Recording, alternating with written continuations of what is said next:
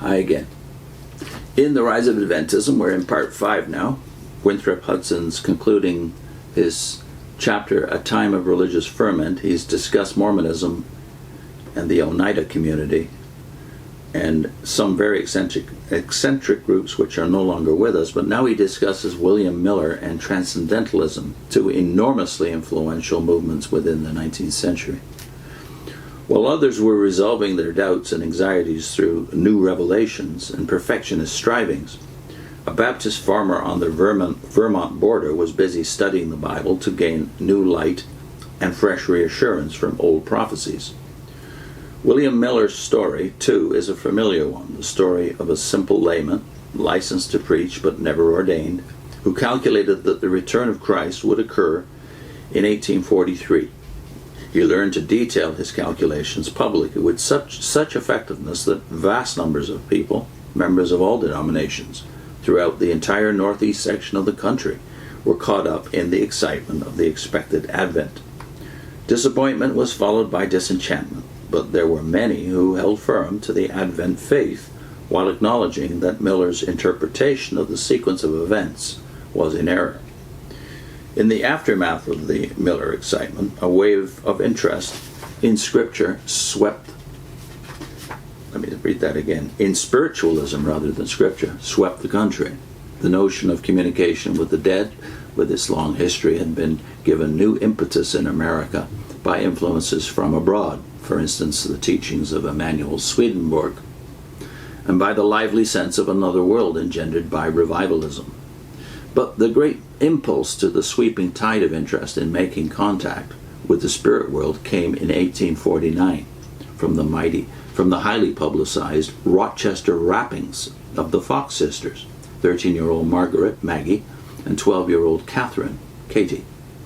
The previous year, neighbors in Hydesville, New York, had been startled by strange rappings in the Fox home, and even more startled by the ability of the girls to elicit answers to questions. For instance, rap once for yes and twice for no.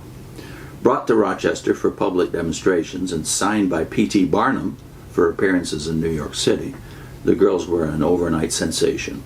The reality of spirit communication was widely believed and eagerly accepted. Universalists were attracted to spiritualist teaching by its stress on general immortality, while the non-doctrinal character of the movement had broad appeal among liberals and free thinkers. Not least receptive were the bereaved, who needed and wanted to make contact with the departed.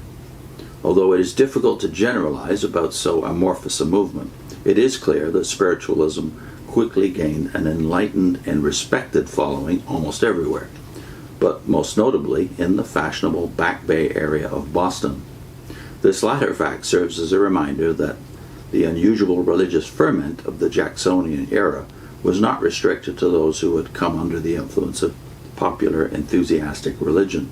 The restless spirit of innovation and experimentation also invaded the confines of staid, genteel Boston Unitarianism.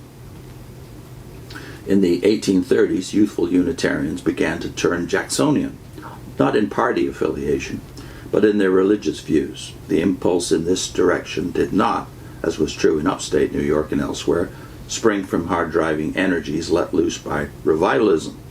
The impetus came from quieter sources, partly from influences from abroad. But basically, the decorous romantic enthusiasm of Ralph Waldo Emerson and members of the Transcendentalist Club represented the same blending of motifs that was characteristic of other forms of Jacksonian religion. A heightened individualism, with self-reliance a cardinal virtue, an ecstatic perfectionist optimism with regard to the potentialities of man and society, and a dazzling millennial vision of the future of America, made possible by its newness and emancipation from the fetters of tradition. Ralph Waldo Emerson was the acknowledged leader, sage, and seer of the Party of Hope. His new faith was first disclosed in his essay on nature in 1836, the year the Transcendentalist Club held its first meeting at the home of George Ripley. 2 years later, in his Divinity School address, Emerson bluntly revealed his distaste and rejection of traditional biblical religion. and set forth his alternative view, depicting man as an infinite soul of which the universe is a mirror, the self a microcosm of the all. In one sense, everything was sacred. In another sense, nothing was sacred but the integrity of the individual mind or soul. The paradox was more apparent than real, for the two, the one and the all, were intermingled and indistinguishable. If transcendentalist rhetoric often seemed veiled, abstruse, and baffling, one thing was clear.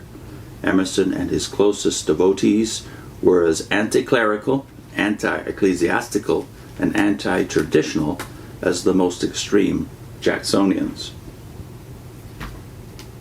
As was true of some who received their impetus from popular enthusiastic religion, the millennial perfectionism of Transcendentalism led to utopian ventures.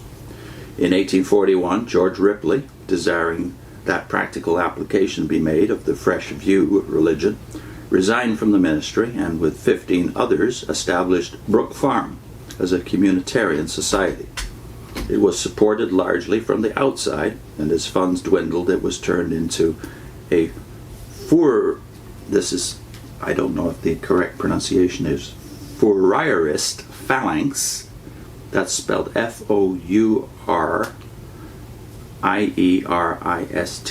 phalanx or phalanx, in an effort to make it self-sustaining. But by 1847, it was bankrupt. Bronson Alcott, who, by the way, is the father of Louisa May, who wrote Little Women, Bronson Alcott's similar attempt at Fruitlands in 1843 lasted only the summer.